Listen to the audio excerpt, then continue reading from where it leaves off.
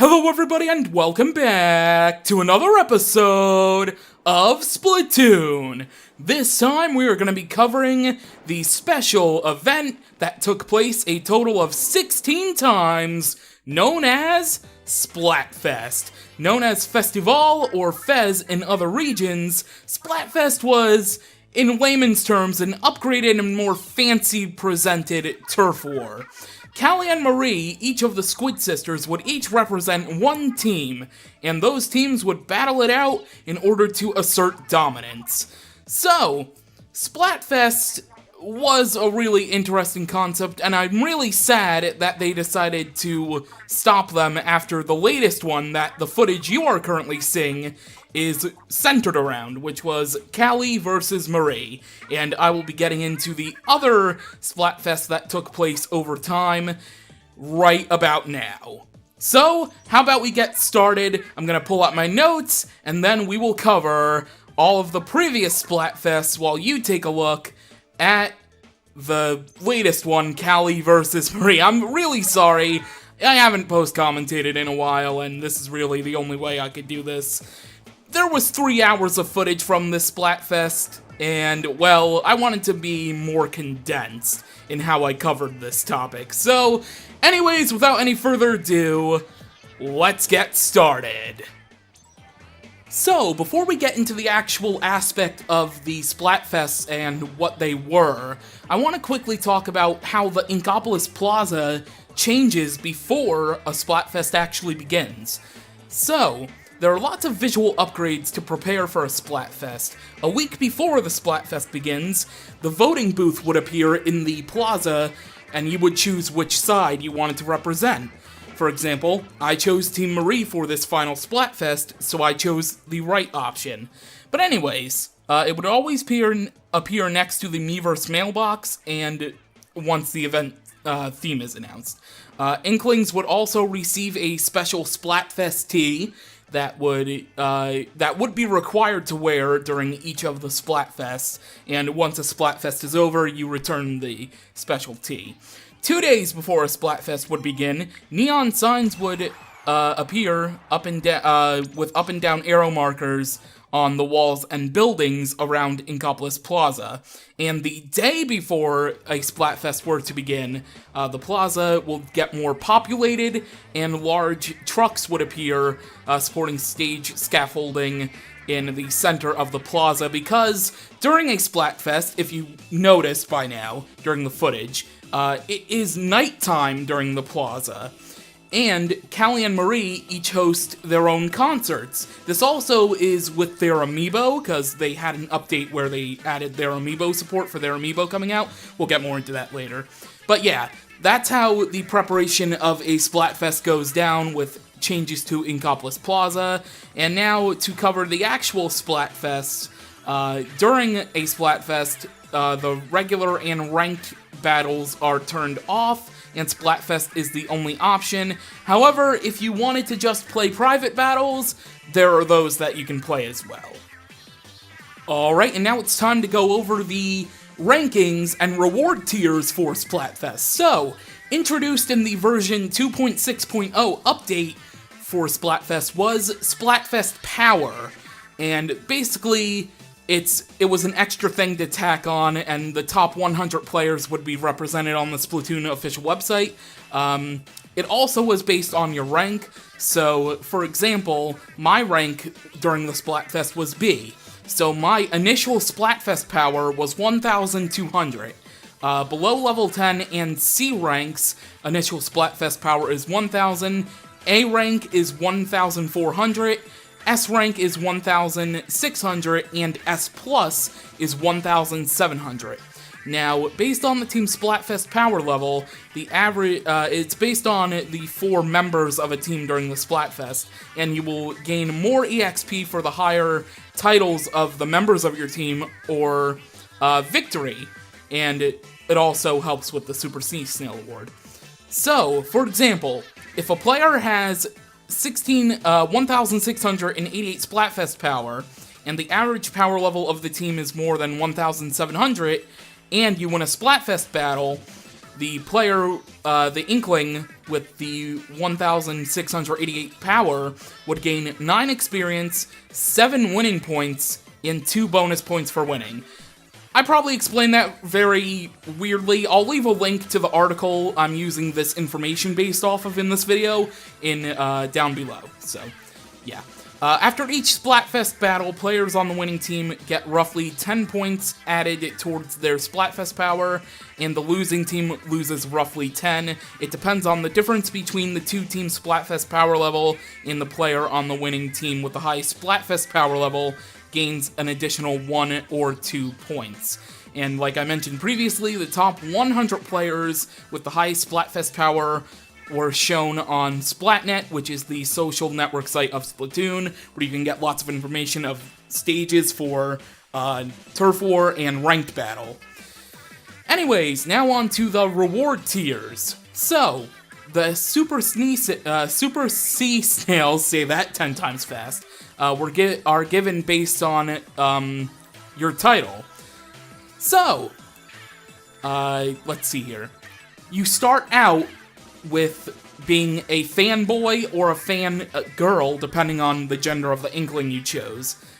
If you do not compete at all in the Splatfest and you just stay a fanboy or fangirl, if you are on the winning Splatfest team, you would get 4 Super Sea Snails, and you would get 2 if you were on the losing team. If you gained 10 total experience, you would be upgraded to a Fiend for your team, and if you stopped right there, you would get 6 Super Sea Snails on the winning team, and 3 on the losing team. If you went ahead and grabbed an extra 25 experience, you would be upgraded to the Defender. For winning, you would get 10 Super Sea Snails, and 5 if you were on the losing team. If you got an extra 50 experience, you would be upgraded to the Champion tier, where if you were on the winning team, you would get 16 Super Sea Snails, and you would get 10 for losing. Prior to the 1.3.0 update, however, you would get 10. And if you went ahead and got 99 more experience, you would reach the final tier known as a King or Queen. So in total, if you want to reach the King or Queen tier, you would have had to have gained a total of 184 experience altogether. If you were on the winning team, you would get 24 Sea Snails, and if you were on the losing team, you would get 18. And prior to the 1.3.0 update, you would get 12. So, for Splatfest power, if you had 0 to 1,399, you would get plus 3 winning points. 1,400 to 1,499 is plus 4. 1,500 to 1,599 is plus 5. 1,600 to 1,699 is plus 6. And 1,700 and up, you would get plus 7. And there we go. That is it for that. Now, in terms of how they calculated a Splatfest victory, the final score was calculated on both popularity and on wins. Now, prior to the major August update version 2.0.0, the win percentage was calculated times 2, excuse me. It would be a whole lot different if it was plus 2. The formula prior to the version 2.2.0 was times 4. And from then onward, the final score out of 700 equals popularity percentage plus winning percentage times 6.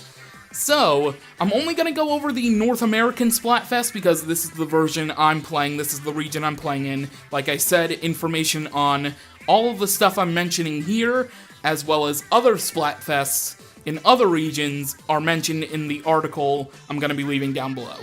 So, the very first Splatfest was cats versus dogs. Now, when I'm talking about these Splatfests, Callie was always on the first team I mentioned side, and Marie represented the second team I'm mentioning side. So, the score for the Cats vs. Dogs Splatfest was 160 for dogs to 140 for cats. The popularity percentage was 62%, and the winning percentage was 49%, compared to 38% popularity to 51% wins. The next Splatfest was roller coasters versus water slides. That was won by roller coasters with a score of 152 points, with 46% popularity and 53% wins, compared to a score of 148 with a popularity of 54% and a win percentage of 47. And at that point, we go on to the wins times 4. The next one was marshmallows versus hot dogs, and that was won by marshmallows with a score of 256, with a 64% popularity and 48% win percentage, compared to hot dogs, which had a score of 244, with 36% popularity and 52% of wins. The next one was the first sponsored Splatfest of quite a few, and that was Autobots vs. Decepticons of the Transformers franchise. That was won by Decepticons with a score of 266, with 42% popularity and 56% wins, compared to Autobots with 234 score, with 58% popularity and 44% wins.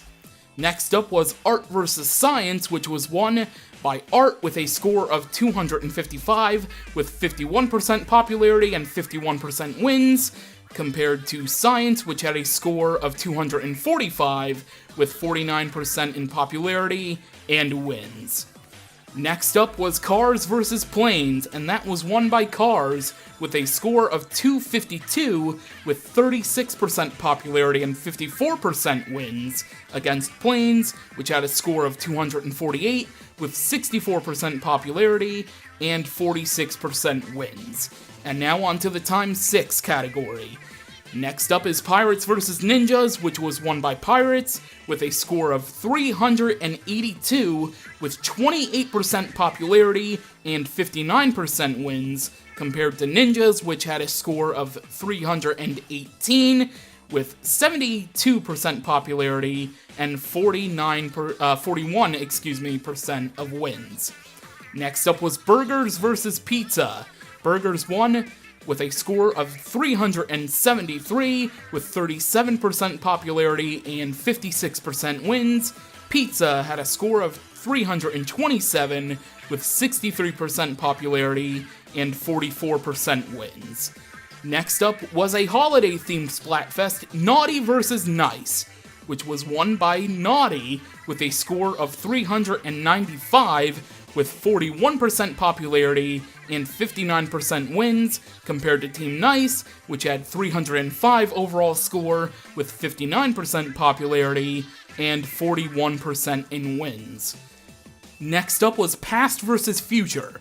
Past won with a score of 369, with 39% popularity and 55% wins, compared to Team Future with 331 overall score, with 61% popularity and 45% wins.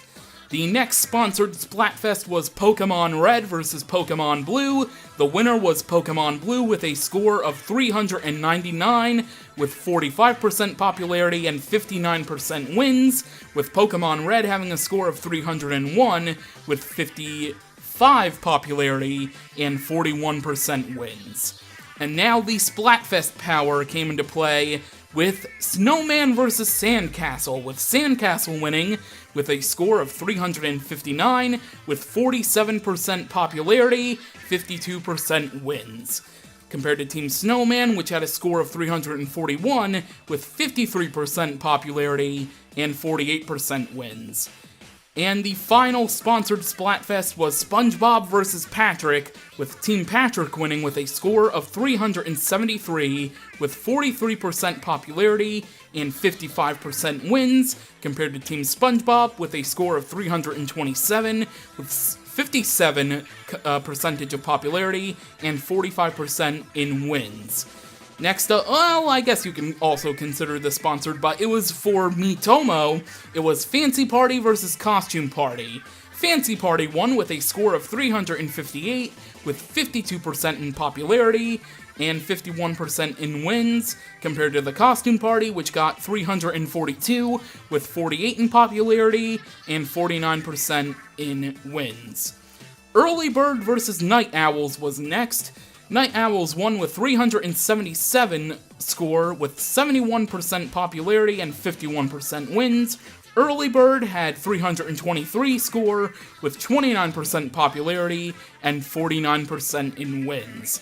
And of course, the final Splatfest with the footage you're currently seeing was won by, it was Callie versus Marie.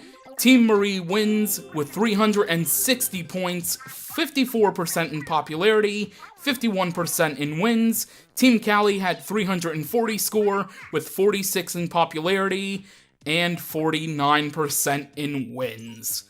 So, that is everything with Splatfest that I wanted to cover. Like I said, the other Splatfests would be the ones in Europe region, Europe and Oceania, and Japan. Those will be listed in an article down below. You can also find out all of the stages that were involved with each of these Splatfests, because there are three maps that are chosen overall that you play in, with nighttime variants, and yeah.